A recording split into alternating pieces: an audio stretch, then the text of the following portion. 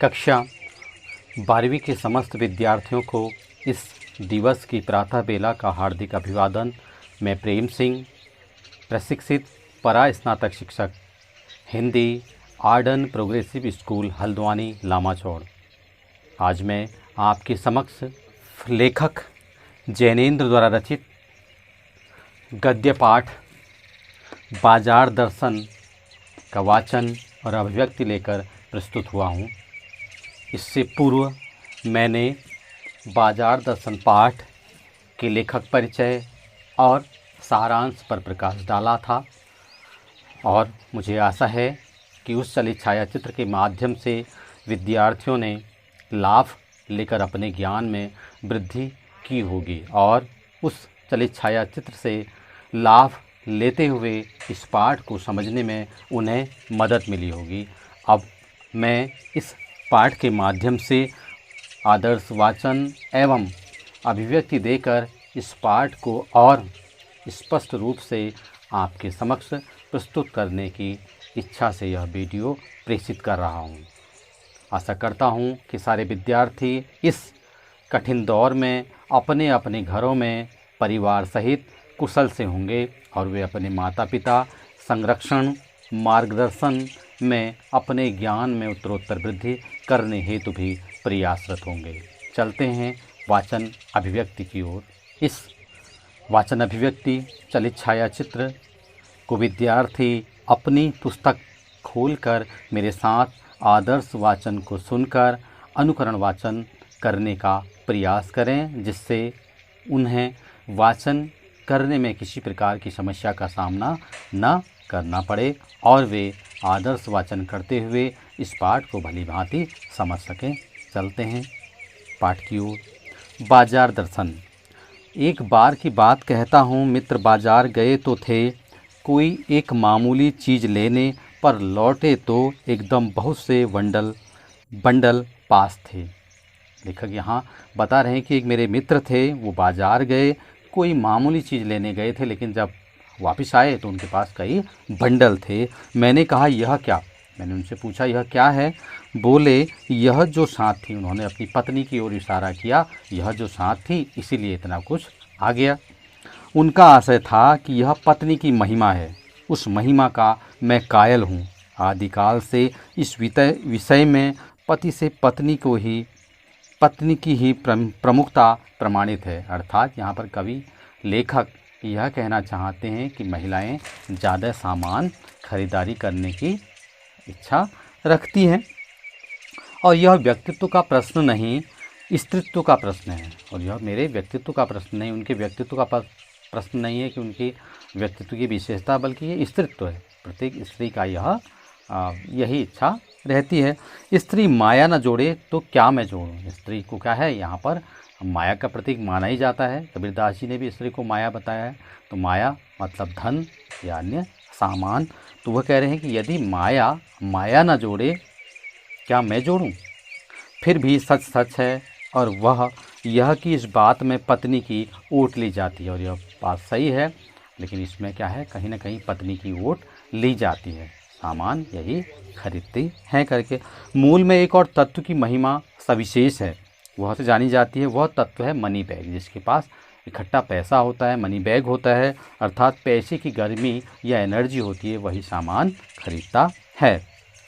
पैसा पावर है, पर उसके सबूत में आसपास माल टाल जमा हो तो क्या वह खाक पावर है। यहाँ पर लेखक बता रहे हैं कि पैसा क्या है, शक्ति है, लेकिन उसके सबूत में आसपास माल टाल न जमा हो। यदि कैसे पता चलेगा, यदि किसी व्यक्ति के पास हम कहें कि पैसा है और वह जो है किसी प्रकार के सामान से लगता ही नहीं, ना उसका मकान देख करके, ना उसके रूप रंग देख करके, ना उसका पहनावा देख करके, तो वही कहते हैं तो क्या खाक पावर है, यदि उससे पता ही ना चले। पैसे को देखने के लिए बैंक हिसाब देखिए। वो कहते हैं कि पैसे को देखने के लिए बैंक हिसाब देखिए, लेकिन ऐसा तो है नहीं कि पैसा है मैं आपसे कहूँ कि आप मेरा बैंक बैलेंस देखिए। पर माल असबाब मकान कोठी तो अनदेखे भी दिखते हैं। आपने देखा हो कि मकान यदि अच्छा हो तो हमें अनुमान लग जाता है कि यह क्या है, पैसे वाले लोग हैं, बिन दिखाए ही। पैसे की उस परचेजिंग पावर के प्रयोग में ही पावर का रस है। और वो कह रहे हैं जो पैसे की पावर है वो परचेजिंग पावर के प्रयोग में, कि किस प्रकार से खरीदारी करके हम उस शक्ति का प्रयोग करते हैं, उसी में उसका रस है, यानी सार्थकता है। लेकिन नहीं, लोग संयमी भी होते हैं। कुछ लोग खूब खर्च करते हैं, लेकिन कुछ लोग संयम बरतते हैं। वे फिजूल सामान को फिजूल समझते हैं। उनका जो फिजूल सामान होता है उसको ख़रीदना भी वे फिजूल समझते हैं। वे पैसा बहाते नहीं हैं और बुद्धिमान होते हैं, यानी कि वे पैसा बहाते नहीं हैं। कुछ लोग केवल खरीदारी में पैसा बहा देते हैं। बुद्धि और संयम पूर्वक वो पैसे को जोड़ते जाते हैं। उन्होंने कहा कि बुद्धि से और संयम से वो पैसे को जोड़ते जाते हैं और अपने पैसे को जोड़ते जाते हैं। वह पैसे की पावर को इतना निश्चय समझते हैं कि उसके प्रयोग की परीक्षा उन्हें दरकार नहीं है। अर्थात ऐसे लोग क्या करते हैं, जब भी पैसे का प्रयोग करना जानते हैं, जब भी कोई आवश्यकता पड़ती है तुरंत उस आवश्यकता की पूर्ति उस पैसे से कर लेते हैं, लेकिन अनावश्यक पैसे का दोहन या खर्च नहीं करते हैं, व्यय नहीं करते हैं। बस खुद पैसे के जुड़ा होने पर उनका मन गर्व से भरा फूला रहता है, और उनके पास पैसा जुड़ा रहता है तो उनका मन गर्व से भरा रहता है कि मेरे पास पैसा है। विपत्ति के समय पैसा ही साथ काम देता है, साथ देता है। तो इस प्रकार से यदि विपत्ति पड़ेगी तो वह साथ देगा। मैंने कहा यह कितना सामान ले आए, मैंने उनसे पूछा यह कितना सामान ले आए। मित्र ने सामने मनी बैग फैला दिया और उन्होंने सामने अपना मनी बैग मेरे सामने दिखाया, पर्स दिखाया, कहा यह देखिए यह सब उड़ गया। उन्होंने कहा देखिए जितना पैसा था सब उड़ गया। अब जो रेल टिकट के लिए भी बचा हुआ, मुझे यह भी पता नहीं कि रेल टिकट के लिए बचा है या नहीं। मैंने तब तय माना कि और पैसा होता और सामान होता, और मैंने यह देखा कि यदि इनके पास और पैसा होता तो ये और सामान लाते। वह सामान ज़रूरत की तरफ देखकर नहीं आया, अपनी परचेजिंग पावर के अनुपात में आया। उन्होंने देखा कि वह सामान आवश्यकता के अनुरूप नहीं आया, बल्कि जितना पैसा उनके पास था अपनी खरीदारी की शक्ति दिखा करके वे लाए थे। आपने प्रायः देखा होगा जो लोग धनाढ़ी होते हैं, आए दिन देख लीजिए मॉलों में जाते हैं, कितना उनके पास सामान रहता है। हर बार मॉल में जाते हैं, हर माह मॉल में जाते हैं, हर माह सामान जोड़ते जाते हैं। लेकिन ठहरिए, इस सिलसिले में एक और भी महत्व का तत्व है। कवि कह रहे हैं, लेखक कह रहे हैं कि इसमें महत्व का भी एक तत्व है जिसे नहीं भूलना चाहिए। उसका भी इस कर्तव्य में बहुत कुछ हाथ है। वह महत्व है बाजार। कह रहे हैं कि जो खरीदारी की जाती है उस केवल व्यक्ति पर ही नहीं है। खरीदारी का पूरा आधार हम व्यक्ति को नहीं दे सकते, बल्कि उसका आधार कहीं ना कहीं बाजार भी है। मैंने कहा यह इतना कुछ नाहक ले आए। मैंने उनसे कहा यह इतना कुछ तो आप व्यर्थ ही ले आए। मित्र बोले कुछ न पूछो, बाजार है कि शैतान का जाल है। ऐसा सजा सजा कर माल रखते हैं कि बेहया है ही हो जो ना फंसे। उन्होंने कहा कि कुछ मत पूछो, बाजार है कि शैतान का जाल है। उन्होंने बाजार को यहाँ पर शैतान के जाल की संज्ञा दी है, अर्थात जाल में हम फंसते रहते हैं। ऐसा सजा सजा कर माल रखते हैं कि बेहया ही हो जो ना फंसे। उन्होंने कहा कि इतना बाज़ार में इतना सजा करके सामान रखा जाता है कि जो बेहया बेशर्म ही होगा जो सामान नहीं खरीदेगा, नहीं तो लोग सामान खरीदने पर मजबूर हो जाते हैं। और ये बात सही भी है। आपने देखा हो कि बाज़ार जाने के बाद आपके पास जेब में यदि पैसा है तो कुछ ना कुछ आप खरीद के लाते हैं, और कुछ ही ऐसे व्यक्ति होते हैं जो वैसा ही वापस आ जाते हैं। मैंने मन में कहा ठीक, बाज़ार आमंत्रित करता है कि आओ मुझे लूटो और लूटो। कह रहे हैं कि बाज़ार क्या कहता है, मुझे आमंत्रण देता है, निमंत्रण देता है कि यहाँ आओ, खुद भी लूटो और मुझे भी लूटो, यानी कि पैसा खर्च करो। सब भूल जाओ मुझे देखो। वह कहता है कि सारी चीज़ भूल जाओ, केवल मुझे देखो, यानी कि आप खरीदारी करो। मेरा रूप और किसके लिए है, बाज़ार का यहाँ मानवीकरण किया है। वो कहते हैं कि मेरा यह रूप है, जो सजावट है मेरी, यह किसके लिए है, आप ही के लिए है। अतः मेरी सजावट को देखो और इसका उपयोग करो। मैं तुम्हारे लिए हूँ, मैं तुम्हारे ही लिए हूँ। नहीं कुछ चाहते हो तो भी देखने में क्या हर्ज है। अगर तुम कुछ नहीं लेना चाहते हो तो देख तो लो। और होता ही है ये, कभी आपने बड़े बड़े मॉलों में देखा होगा, लोग खाली देखने चले जाते हैं, लेकिन देखते देखते ही वो कुछ खरीद ले आते हैं। अभी अजी आओ भी, कहते हैं कि आ तो जाओ। इस आमंत्रण में यह खूबी है कि आग्रह नहीं है, आग्रह तिरस्कार जगाता है। वो कहते हैं कि इसमें आग्रह नहीं है, आग्रह करने पर तिरस्कार जगाता है। मतलब कोई यदि आपसे कहे आइए आइए तो आपको एक बार जाने के लिए उसमें सोचना पड़ेगा, लेकिन अगर कोई ना कहे आओ और वहाँ सामान रखा हुआ है तो आप नहाए के अपने आप देखने चले जाएंगे।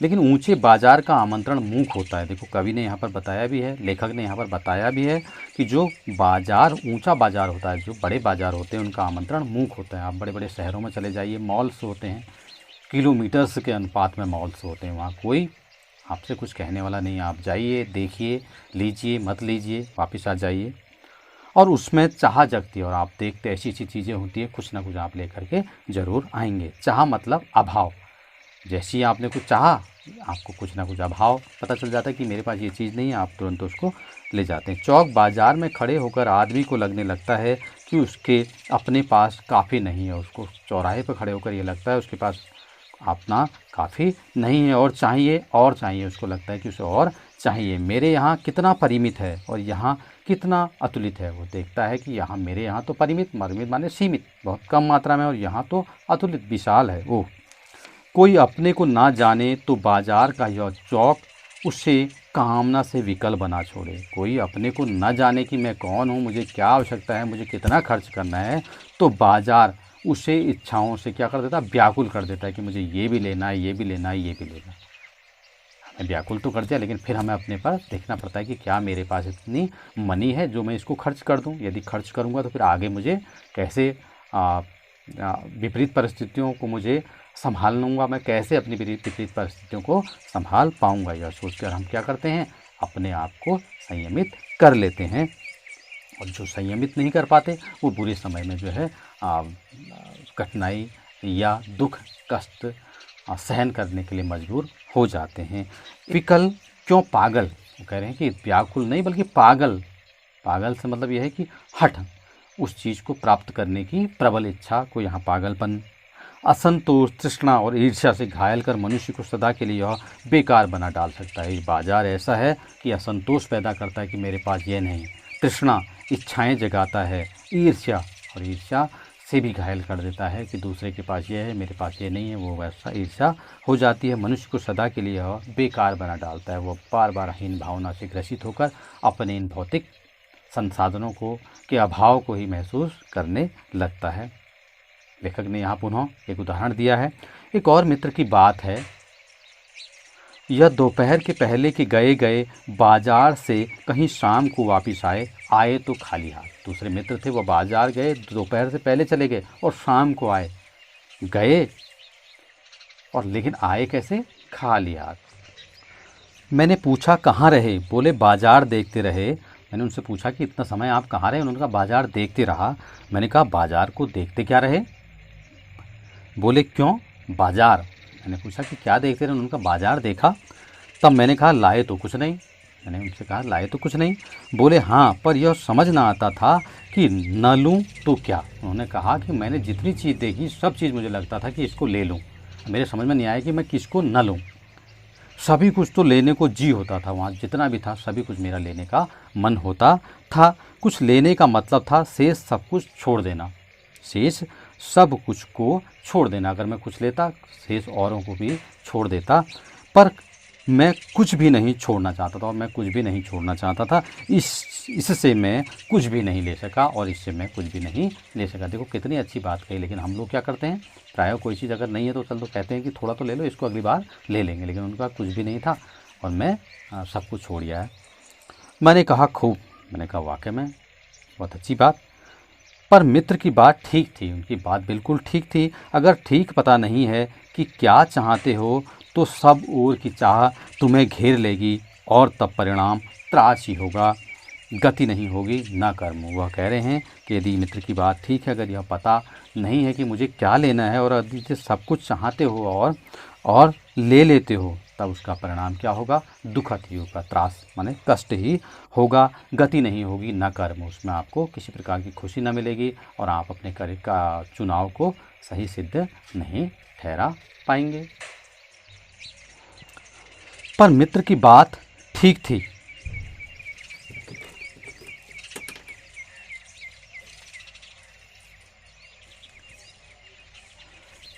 पर मित्र की बात ठीक थी। अगर ठीक पता नहीं है कि क्या चाहते हो तो सब ओर कि चाह तुम्हें घेर लेगी। उन्होंने बिल्कुल कहा, अगर आपको पता ही नहीं है कि क्या चाहते हो, आपको क्या चाह है, तो सारी चाह आपको घेर लेगी और तब परिणाम त्रास ही होगा, गति न होगी, न कर्म होगा, न किसी प्रकार का कार्य होगा। बाजार में एक जादू है, वह जादू आँख की राह काम करता है। लेखक कह रहे हैं कि बाजार में एक जादू होता है और वो जादू क्या है, हमारी इन आँखों के रास्ते काम करता है। बिल्कुल सही बात। हम बाजार जब देखते हैं, बाजार में चमक दमक, तो हमारी आँखें ही बताती ना किस प्रकार से हमको अपनी ओर आकर्षित करती हैं आँखें। जिसकी आँखें ना हो उसे क्या पता चले क्या हो रहा है, कितनी चमक दमक है। वह रूप का जादू है। उन्होंने कहा कि जो बाजार है वो रूप का जादू है, उसका जो रूप है उसी के जादू में क्या है, आकर्षण है। पर जैसे चुंबक का जादू लोहे पर ही चलता है, उन्होंने कहा जिस प्रकार से चुंबक केवल लोहे पर ही असर करता है, वैसे ही इस जादू की भी मर्यादा है। और इस जादू की भी एक मर्यादा है, जेब भरी हो और मन खाली हो, ऐसी हालत में जादू का असर खूब होता है। लेखक कहते हैं यदि हमारी जेब भरी हो और मन खाली हो, ऐसी हालत में जादू का असर खूब होता है। अर्थात जो बाजार का जादू होता है, यदि हमारी जेब भरी है और हमारे मन में भौतिक साधनों का अभाव है, तो कहीं ना कहीं वो जादू हम पर असर कर जाएगा और कहीं ना कहीं हम कुछ चीज़ें खरीदने को मजबूर हो जाएंगे। जेब खाली पर मन भरा न हो तो भी जादू चल जाएगा। अगर आपका जेब खाली है और मन नहीं भरा है, तब भी जादू चलेगा। आप क्या करेंगे, जेब में नहीं है लेकिन आपका मन जो है खाली है, फिर भी कुछ ना कुछ लेने का प्रयास करेंगे। जैसे ही आपके पास पैसे आएंगे तो आप वो चीज़ ले आएंगे। मन खाली है तो बाजार की अनेकानेक चीज़ों का निमंत्रण उस तक पहुंच जाएगा। यदि उसका मन खाली है, मन में किसी प्रकार की पूर्णता नहीं है कि मुझे यह चाहिए, यह चाहिए, यह चाहिए, यदि है तो वह उसका जो है कहीं ना कहीं जो बाजार की चीज़ों का निमंत्रण है वह उस तक पहुंच जाएगा। कहीं हुई उस वक्त जेब भरी, तब तो फिर वह मन किसकी मानने वाला है। और जिसकी जेब जैसे ही भरेगी वो तुरंत वो चीज़ ले आएगा। आपने देखा होगा प्रायः जो निर्धन वर्ग के लोग होते हैं वो पैसा कमाते हैं और जैसे ही पैसा आता है तो सुख साधन जुटाते रहते हैं। ये उनके पास सारी चीज़ें मिलेगी, फ्रिज भी है, टेलीविज़न भी है, एलईडी भी है, ऐसा चीज़ें जो कि क्या है, सब में सर्वोत्तम। फ्रिज भी होगा तो बहुत अच्छा फ्रिज होगा, लेकिन उनके पास बैंक बैलेंस नहीं होता है और विपत्ति आने पर उनको फीस जो आज उन्होंने फ्रिज 12,000 का लिया, विपत्ति आने पे वो 6,000 5,000 में उस चीज़ को देते हैं, जो कि एक क्या है, एक गलत धारणा है, गलत व्यय है। मालूम होता है यह भी लूँ वह भी लूँ, और जैसा ही जेब भरी होती है, मन खाली होता है तो मन करता है कि यह भी ले लूँ वह भी ले लूँ।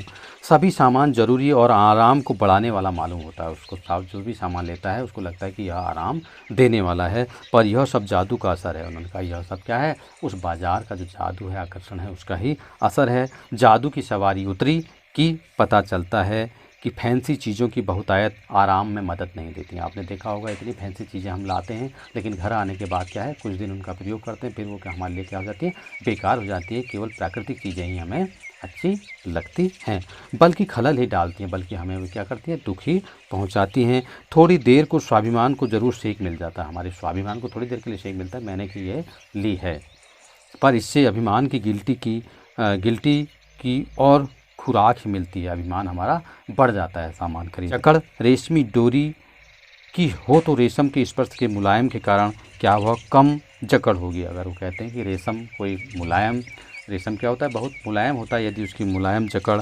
आपके स्पर्श के कारण उसकी जकड़ क्या होती है, ज़्यादा होती है। आपने देखा होगा कोई और धागा होगा आपको आकर्षित नहीं करेगा, लेकिन रेशम का धागा क्या करता है, मुलायम होता, अपनी ओर खींचता है। पर उस जादू की जकड़ से बचने का एक सीधा सा उपाय है, वह यह कि बाजार जाओ तो खाली मन ना हो। कह रहे हैं कि इस जकड़ से बचने का एक सीधा सा उपाय है, जब बाजार जाओ तो आपका मन खाली ना होना चाहिए। अर्थात ये नहीं होना चाहिए कि आप वहाँ देखते ही आपके मन में वो चीज़ें, वस्तुएं लेने की इच्छा प्रबल हो जाए।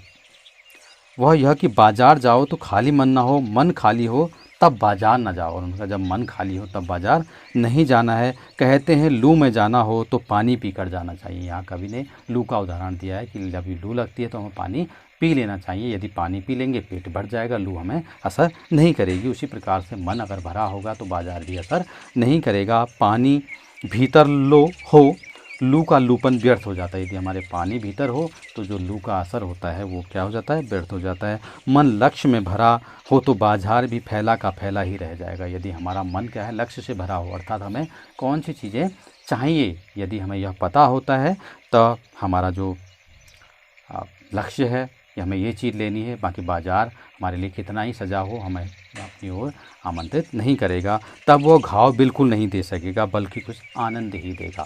वो हमको कोई घाव नहीं देगा बल्कि आनंद देगा। हमारा लक्ष्य है हम घर से जाएं बाज़ार कि हमें आज ये चीज़ लानी है, इसकी आवश्यकता है, तभी हम उसको लेकर के आएँ, तब बाज़ार तुमसे कृतार्थ होगा। और लेखक कहते हैं तभी बाज़ार, जब सही चीज़ आप खरीदेंगे तभी बाज़ार वास्तविक रूप में आपसे कृतार्थ होगा, आपका धन्यवाद ज्ञापित करेगा, क्योंकि तुम कुछ न कुछ सच्चा लाभ उसे दोगे। बाज़ार इसीलिए है ताकि आप ज़रूरत की चीज़ें उससे ले सकें और वह उसका लाभ आपको ज़रूर देगा।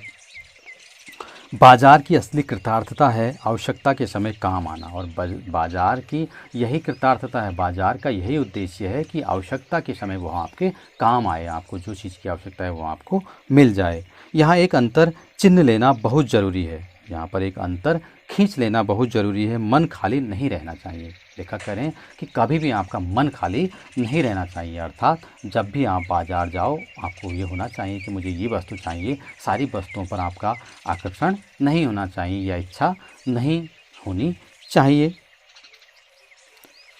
इसका मतलब यह नहीं कि वह मन बंद रहना चाहिए, यह भी नहीं कि आप मन को ही बिल्कुल बंद कर दो। जो बंद हो जाएगा वह शून्य हो जाएगा। यदि कहते हैं कि बंद हो जाएगा तो वह शून्य हो जाएगा, शून्य भी आपको नहीं करना है। शून्य होने का अधिकार बस उस परमात्मा का है। लेखक कहते हैं शून्य होने का अधिकार बस परमात्मा का है, जो सनातन भाव से संपूर्ण है। उन्होंने कहा कि शून्य का अधिकार केवल परमात्मा को है, जो कि संपूर्ण है। से सब अपूर्ण है, हम सभी क्या हैं? अपूर्ण हैं। इससे मन बंद नहीं रह सकता। इस कारण से क्या हमारा मन बंद नहीं रह सकता। सब इच्छाओं का निरोध कर लोगे, यह झूठ है। और अगर इच्छा निरोध स्तपह का ऐसा ही नकारात्मक अर्थ हो तो वह तब झूठ है। यानी कि आपने अगर इच्छाओं को निषेध कर लिया, निरोध कर लिया, आपने उनका विरोध कर दिया, यह सब झूठ है, ऐसा नहीं हो सकता। इच्छा निरोध स्तपह, आप इच्छाओं को अपने व्यवस्था से निरोध यानी कि उसका निषेध कर दो, तो ये नकारात्मक अर्थ है, वह तब झूठ है। ये इच्छा कर रही है और आपने हठ योग कर लिया तो वह भी ठीक नहीं है। वैसे तप की राह रेगिस्तान को जाती होगी, ऐसा जो हठ है या ऐसा तप है जिसमें क्या है, हठ योग है, तो वह क्या है, रेगिस्तान को जाती है। अर्थात मृत्यु को तो चली जा सकती है, लेकिन मोक्ष की राह वह नहीं है। मोक्ष की राह नहीं है कि हठ से नहीं, सरलता से आपको जीवन जीना है, हठ पूर्वक नहीं। हठ से क्या होता है? अभिमान होता है। ठाठ देकर मन को बंद कर रखना जड़ता है। अच्छे ठाठ दो और मन को बंद रख दिया तो वह क्या है, आपकी जड़ता है। लोभ का यह जीतना नहीं कि जहाँ लोभ होता है यानी मन में, वहाँ नकार हो। लोभ को जीतना यह नहीं कि जहाँ लोभ होता है उसको आपने व्यवस्था से मना कर दिया, नहीं, यह तो लोभ ही की जीत है और आदमी की हार। लोभ है कि मैं ऐसा चाहिए, लेकिन आपने उसको मन से तो लोभी हैं आप, लेकिन दिखाना नहीं चाहते हैं हट पूर्वक, तो वह आपका कोई क्या है, वह आपकी जीत नहीं बल्कि आपकी हार है। आँख अपनी फोड़ डाली तब लोभनीय कि दर्शन से बचे तो क्या बचे। कई लोगों ने कहा मैं आँख ही फोड़ देता हूँ, अपने देखूंगा ही नहीं, ये गलत बात है। आँख खुले होकर के उसका त्याग करो तो वह सच्चाई है। ऐसे क्या लोभ मिट जाएगा। और कौन कहता है कि आँख फूटने पर रूप दिखना बंद हो जाएगा। कहते हैं कि ऐसा नहीं होता। अगर आपने आँख फोड़ ली फिर भी आपकी इच्छा आपको मजबूर कर देगी। क्या आँख बंद करके ही हम सपने नहीं लेते? उन्होंने कहा कि अगर ऐसा होता कि आँख बंद करके सब कुछ, आँख फूट जाए हमारी, कुछ ना हमको लगे, तो फिर हम सपने क्यों देखते? आँख बंद करके तो हम सपने देखते हैं। और वे सपने क्या चैन भंग नहीं करते? कुछ सपने ऐसे हैं कि चैन भंग कर देते हैं नींद में भी हमारे। इससे मन को बंद कर डालने की कोशिश तो अच्छी नहीं, इसलिए मन को बंद करने की कोशिश अच्छी नहीं है। यह वह अकारत है, यह तो हठ वाला योग है, वह आपका अकारत है, यानी कि उसका कोई कार्य सिद्धि नहीं है। शायद हठ ही हठ है, और इसमें क्या है, हठ ही हठ है, इच्छा कर रही है और हमने उसको नकार दिया, हठ योग किया। योग नहीं है, इससे मन कृश भले हो जाए और पीला और असक्त जैसे विद्वान का ज्ञान, यह क्या होगा, अधूरा हो जाएगा। जिस प्रकार से विद्वान का ज्ञान होता है, यह उस प्रकार का नहीं होगा। वह मुक्त ऐसे नहीं होता। इससे वह व्यापक की जगह संकीर्ण और विराट की जगह शूद्र होता है। इससे वह क्या होगा, व्यापक की जगह छोटा हो जाएगा, संकीर्ण हो जाएगा, और विराट की जगह और लघु शूद्र हो जाएगा। इसलिए उसका रोम रोम मूत कर बंद तो मन को करना नहीं चाहिए, मन को बंद नहीं करना चाहिए। वह मन पूर्ण कब है? हम में पूर्णता होती तो परमात्मा से अभिन्न हम महाशून्य ही न होते। यानी कि हम में पूर्णता होती तो हम महाशून्य ही न होते। अपूर्ण हैं हम सब, क्या हैं? अपूर्ण हैं। इसी से हम हैं, इसी से हमें, अर्थात हमें अपने इच्छाओं को सरलता से अपने बस में करना है, हट से बस में नहीं करना है। हम में पूर्णता होती तो परमात्मा से अभिन्न हम महाशून्य ही न होते। सच्चा ज्ञान सदा इसी अपूर्णता के बोध को हम में गहरा करता है। जो सच्चा ज्ञान है कि हम अपूर्ण हैं, कुछ ना कुछ अपूर्णता हम में रहेगी ही। सच्चा कर्म सदा इस अपूर्णता की स्वीकृति के साथ होता है। बस हमारे पास केवल एक ही उपाय है कि सच्चा कर्म करें और इस अपूर्णता को हम उसी के सहारे जी सकते हैं। अतः उपाय कोई वही हो सकता है जो बलात् मन को रोकने को ना कहे। उपाय वही है कि जो बलात् माने बल से हमारे मन को रोकने को ना कहे। जो मन को भी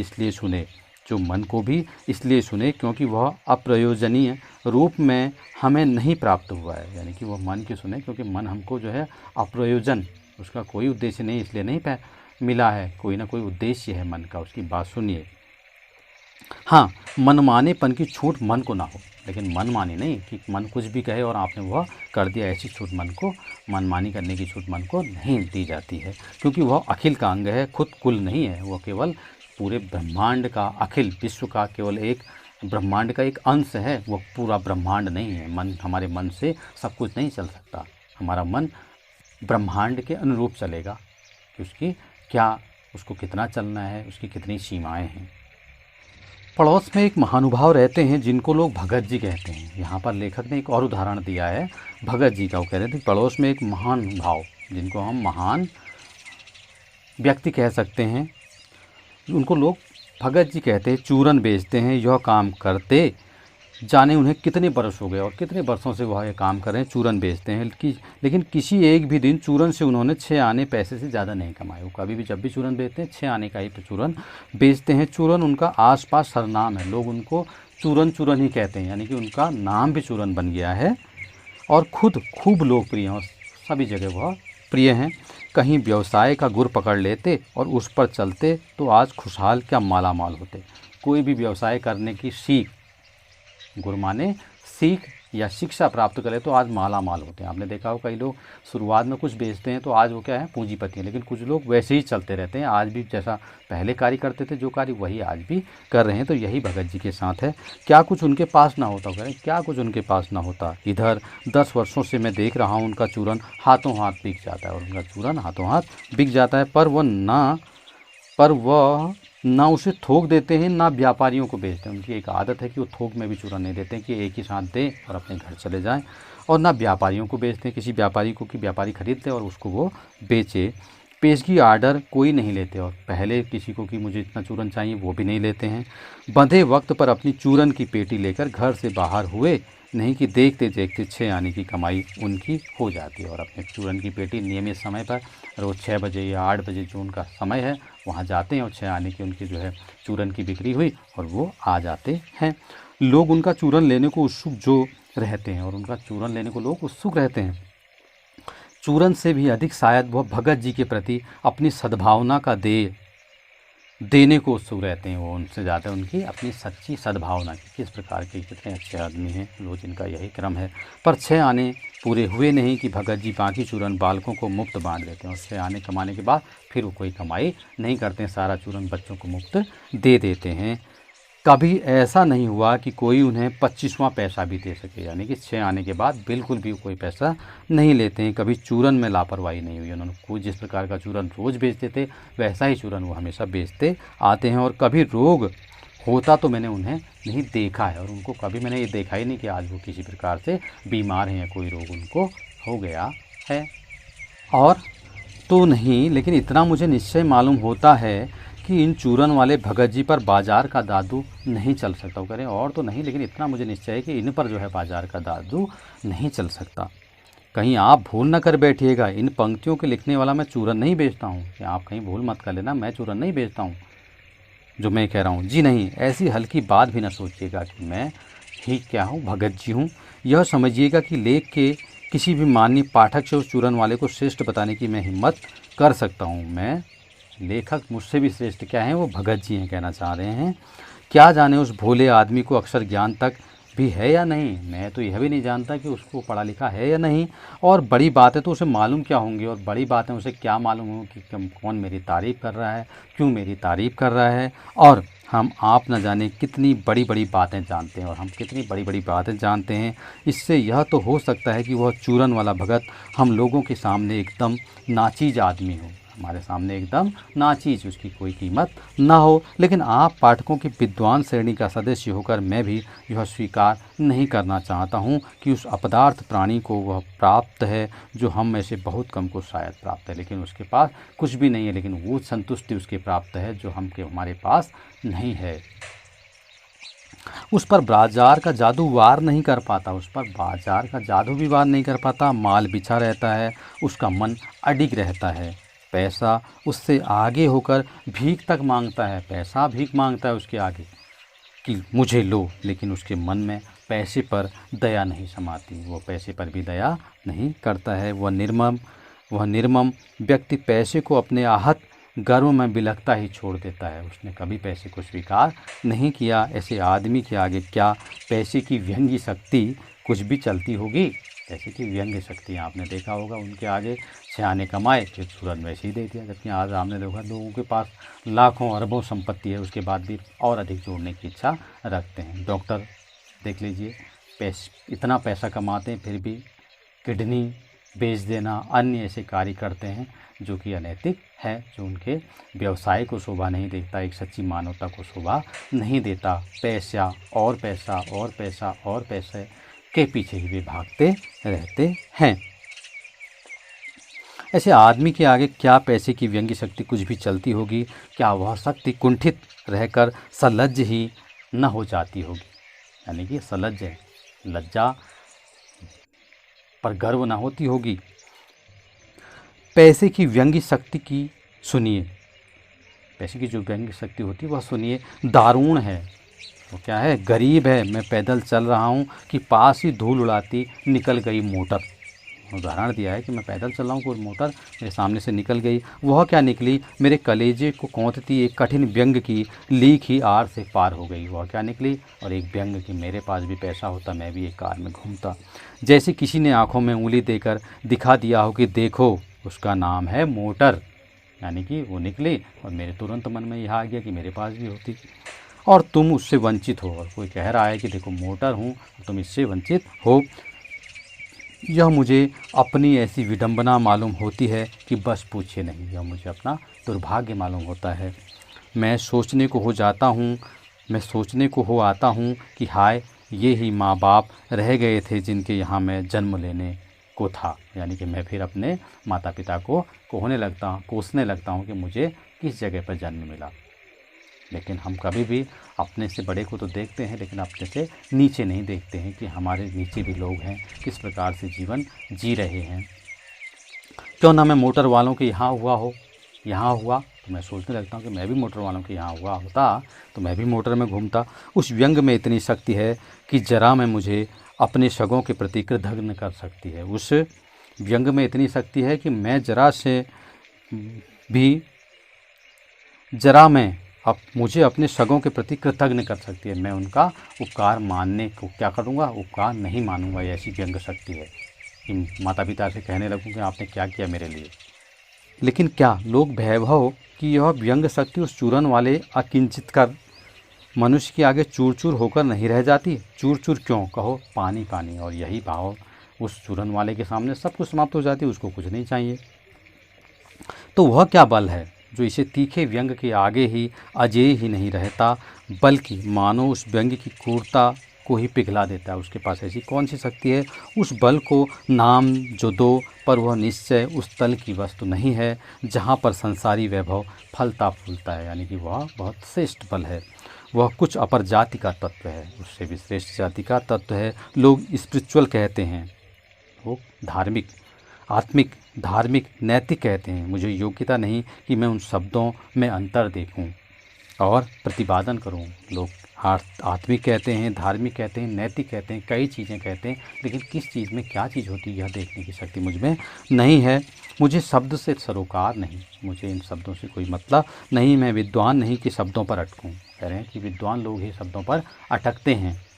लेकिन इतना तो है कि जहाँ तृष्णा है, बटोर रखने की स्पृहा है, वहाँ उस बल का बीज नहीं है। वो कह रहे हैं कि यह बीज उस जगह पर नहीं होता जहाँ पर इच्छाएं हैं और बटोर रहने की इच्छा है। स्पृहा माने इच्छा है, प्रबल इच्छा, वहाँ वह बल का बीज नहीं होता। जहाँ पर इस प्रकार की बातें होती हैं तो वह श्रेष्ठ तत्व वहाँ नहीं होता है। बल्कि यदि उसी बल को सच्चा बल मानकर बात की जाए तो कहना होगा कि संचय की तृष्णा और वैभव की चाह में व्यक्ति की निर्बलता ही प्रमाणित होती है। ये अर्थात यदि हम क्या है तृष्णा करते हैं, इकट्ठा करते हैं, तो वह हमारी क्या है, निर्बलता है। हमें इन पर ज़्यादा ध्यान नहीं देना चाहिए। निर्बल ही धन की ओर झुकता है। जो जिसका धन नहीं होता है वही धन की ओर झुकता है, वह अबलता है, वह हमारी बल कमजोरी है। वह मनुष्य पर धन की ओर चेतन पर जड़ की विजय है। वह मनुष्य पर धन की और चेतन पर जड़ की विजय है। यदि ऐसा करते हैं तो धन की विजय है, हमारी विजय नहीं है। एक चूरन वाले भगत जी बाजार चौक में दिख गए। मुझे देखते ही उन्होंने जय जय राम किया। मैंने भी जय राम कहा। भगत जी मुझे एक दिन चौराहे पर मिले बाजार के और मैंने भी उनको अभिवादन किया। उन्होंने भी अभिवादन में मुझसे जय राम कहा। उनकी आंखें बंद नहीं थी और न उस समय वह बाजार को किसी भांति कोस रहे मालूम होते थे। मैंने देखा कि आँख भी खुली हुई थी उनकी, ना वो बाजार को कोस रहे थे। राह में बहुत लोग, बहुत बालक मिले जो भगत जी द्वारा पहचाने जाने के इच्छुक थे। वो भगत जी को जानते थे, ये वही हैं चूरन वाले। भगत जी ने सबको ही हंसकर पहचाना और सबको वो हंसकर पहचानते रहे। सबका अभिवादन लिया और सबको अभिवादन किया। उन्होंने खुशी खुशी सबको अभिवादन किया, सबका अभिवादन लिया। इससे तनिक भी यह नहीं कहा जा सकेगा कि चौक बाजार में होकर उनकी आँखें किसी से भी कम खुली थी। यानी कि वो चौक बाजार में थे और आँखें किसी दूसरे से कम खुली थी। लेकिन भौचक्के हो रहने की लाचारी उन्हें नहीं थी कि हम जैसे बाजार गए, इधर देखा उधर देखा। उनमें ऐसी कोई भी लाचारी व्यवस्था नहीं थी। व्यवहार में पशुपेश उन्हें नहीं था और खोए से खड़े नहीं वह रह जाते थे। हम तो खोए से खड़े रह जाते, लेकिन वो नहीं रह जाते थे। भांति भांति के बढ़िया माल से चौक भरा पड़ा है। उन सबके प्रति अप्रीति इस भगत के मन में नहीं है, किसी के प्रति अप्रीति भी नहीं है। सरलता के साथ जैसे उस समूचे माल के प्रति भी उनके मन में आशीर्वाद हो सकता है कि जो भी माल है बिल्कुल ठीक है। विद्रोह नहीं, प्रसन्नता ही भीतर है। उनके पास किसी प्रकार का विद्रोह नहीं है, प्रसन्नता ही है, क्योंकि कोई रिक्त भीतर नहीं है। उनके अंदर किसी चीज़ की कोई इच्छा ही नहीं है, जगह ही खाली नहीं है। देखता हूँ कि खुली आँख, तुष्ट और मग्न वह चौक बाज़ार में से चलते चले जाते हैं। चौक बाज़ार में से आराम से चलते जा रहे हैं। राह में बड़े बड़े फैंसी स्टोर पड़ते हैं पर पड़े रह जाते हैं। जो भी उनके राह में फैंसी स्टोर होते हैं वो उन्हें लालायित या आकर्षित नहीं करते हैं। कहीं भगत नहीं रुकते हैं तो एक छोटी पंसारी की दुकान पर रुकते हैं और वहाँ पर रुकते हैं। पंसारी की दुकान जहाँ पर चूरन बनाने का सामान मिलता है। वहाँ दो चार अपने काम की चीज़ ली और चले आते हैं और वहाँ पर जो भी काम की चीज़ ली फिर चले आते हैं। बाजार से हठपूर्वक विमुखता उनमें नहीं है कि वो हट करके बाज़ार उन्हें आकर्षित करे, वो हट से जो है आए, ऐसा बिल्कुल भी देखने को नहीं मिलता। लेकिन अगर उन्हें जीरा और काला नमक चाहिए तो सारे चौक बाज़ार की सत्ता उनके लिए तभी तक उपयोगी है जब तक वहाँ जीरा मिलता है। यानी केवल जो चाहिए वही लेने जाते हैं। अगर वह बाज़ार में मिल गया तब बाज़ार उनके लिए सार्थक है, अन्यथा बाज़ार से उन्हें कोई मतलब नहीं है। ज़रूरत भरा जीरा वहाँ से ले लिया कि फिर सारा चौक उनके लिए आसानी से नहीं के बराबर हो जाता। फिर उनके लिए जहाँ जीरा मिल गया फिर उन्हें कुछ भी आवश्यकता नहीं रहती। वह जानते हैं कि जो उन्हें चाहिए वह है जीरा नमक। वो जानते हैं कि उन्हें जो चाहिए था वह मिल गया। बस इस निश्चित प्रतीति के बल पर शेष सब चांदनी चौक का आमंत्रण उन पर व्यर्थ होकर बिखरा रहता है। और जितना भी बाज़ार जो चांदनी चौक है उसका जितना भी आमंत्रण है, इतनी लुभावनी चीज़ें हैं, वह उनको किसी भी प्रकार से आकर्षित नहीं कर पाती हैं। चौक की चांदनी दाएं बाएं भूखी की भूखी फैली रह जाती है। जितनी चौक की चांदनी है वस्तुओं की आकर्षणता है वह भी वैसी की वैसी धरी की धरी रह जाती है, क्योंकि भगत जी को जीरा चाहिए वो तो कोने वाली पंसारी की दुकान से मिल जाता है और वहाँ से सहज भाव में ले लिया गया है, और उनको जो चाहिए था वो ले लिया। अब उन्हें बाजार से कोई मतलब नहीं है। इसके आगे आसपास अगर चांदनी बिछी रहती है तो बड़ी खुशी से बिछी रहे। भगत जी से बेचारी का कल्याण ही चाहते हैं, यानी कि भगत जी चाहते हैं जितनी चांदनी बिछे उन्हें कोई नहीं, भगत जी उसका भी कल्याण चाहते हैं कि जिसको ज़रूरत है वह इसको ले जाए, लेकिन मुझे इसकी ज़रूरत नहीं है, वो उसकी ओर ध्यान नहीं देते हैं। यहाँ मुझे ज्ञात होता है कि बाजार को सार्थकता भी वही मनुष्य देता है जो जानता है कि वह क्या चाहता है। यहाँ पर कवि लेखक ने यह बतलाया है कि बाजार को जो सार्थकता देता है वही व्यक्ति देता है कि जिसको पता है कि मुझे क्या चाहिए, मुझे क्या लेना है, और जो नहीं जानते कि वे क्या चाहते हैं और अपनी परचेजिंग पावर के गर्व में अपने पैसे से केवल एक विनाशक शक्ति, शैतानी शक्ति, व्यंग्य की शक्ति ही बाजार को देते हैं। और जिनके पास परचेजिंग पावर है वह यदि सामान खरीदते हैं तो वे केवल क्या करते हैं, विनाशक शक्ति ही खरीदते हैं, शैतानी शक्ति का प्रयोग ही दिखाते हैं और व्यंग्य की शक्ति ही बाजार को देते हैं। बाजार उन पर क्या करता है, व्यंग्य करता है जिस चीज़ की आवश्यकता नहीं और वे उसको ले गए।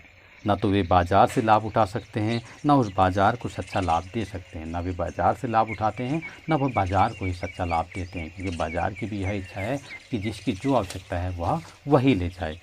वे लोग बाजार का बाजारूपन बढ़ाते हैं। आपने देखा वो केवल बाजार का बाजारूपन मतलब आए बाज़ार में घूमते रहे, भीड़ बढ़ाई, सामान की खरीदारी करी और उन सामान को फिर समाप्त कर दिया, फेंक दिया, उसका सही उपयोग नहीं किया, जिसका मतलब है कि कपट बढ़ाते हैं। और वे क्या करते हैं, छल कपट बढ़ाते हैं। कपट की बढ़ती का अर्थ परस्पर में सद्भाव की घटी। इस सद्भाव के हिरास पर आदमी आपस में भाई भाई और सुहृद और पड़ोसी फिर रह ही नहीं जाते और आपस में कोरे गाहक और बेचक की तरह व्यवहार करते हैं। और आपने देखा कि इस प्रकार से यदि बाज़ार से अनावश्यक सामान का खरीदारी की जाती है तो क्या करते हैं, पड़ोसी भी पड़ोसी नहीं रह जाता, यानी कि उनके व्यवहार में भी कटुता आ जाती है। मानो दोनों एक दूसरे को ठगने की घात में हों, यानी कि एक दूसरे को ठगने की घात में हो। आपने देखा हो कई लोग बाज़ार को क्या करते हैं, मोल भाव करते रहते हैं। जो चीज़ नहीं चाहिए मोल भाव तब करते हैं जब नहीं चाहिए होती, अगर जिसको आवश्यकता होती है उसको पता है कि इसकी कीमत क्या है, उसने उसको लेना ही है। एक की हानि में दूसरे का अपना लाभ दिखता है, और यह बाज़ार का बल्कि इतिहास का सत्य माना जाता है। यह बाज़ार का ही सत्य नहीं बल्कि इतिहास का सत्य है। ऐसे बाज़ार को बीच में लेकर लोगों में आवश्यकताओं का आदान प्रदान नहीं होता, बल्कि शोषण होने लगता है। ऐसा बाज़ार जो होता है वो आवश्यकताओं का आदान प्रदान नहीं करता बल्कि एक दूसरे का शोषण करता है, शोषण होने लगता है। तब कपट सफल होता है, निष्कपट शिकार होता है। और क्या है, व्यक्ति क्या है, निष्कपट शिकार हो जाता है। ऐसे बाज़ार मानवता के लिए विडंबना है, ऐसे बाज़ार जो है मानव के लिए दुर्भाग्य हैं। और जो ऐसे बाज़ार का पोषण करता है, जो उसका शास्त्र बना हुआ है वह अर्थशास्त्र सरासर औंधा है। जो अर्थशास्त्र बना है कि किस प्रकार से बाज़ार लोगों को सुख सुविधाएँ मुहैया करे, किस प्रकार से लोग लाभान्वित हों, वह नहीं हो पाता। वह मायावी शास्त्र है, वह अर्थशास्त्र अनीति शास्त्र है। वह अर्थशास्त्र नहीं मायावी शास्त्र है और वह अर्थशास्त्र अनीति शास्त्र है। तो आपने इस पाठ की वाचन और अभिव्यक्ति के माध्यम से देखा कि किस प्रकार से लेखक जैनेंद्र जी ने बाज़ार को हमारे सामने प्रस्तुत कर प्रत्येक मनुष्य को यह सीख दी है कि हमें किस प्रकार से बाज़ार का उपयोग करना चाहिए और किस प्रकार से बाज़ार कृतार्थ होता है। तो मैं आशा करता हूँ कि सारे विद्यार्थी अपनी अपनी पुस्तकों के साथ इस वाचन अभिव्यक्ति को सुनकर इस मौन अनुकरण वाचन कर इस पाठ के सारे शब्दों को पढ़ने में समर्थ हो चुके होंगे और वे इन शब्दों के भविष्य में आने पर इन्हें आसानी से पढ़ने में दक्ष हो सकेंगे।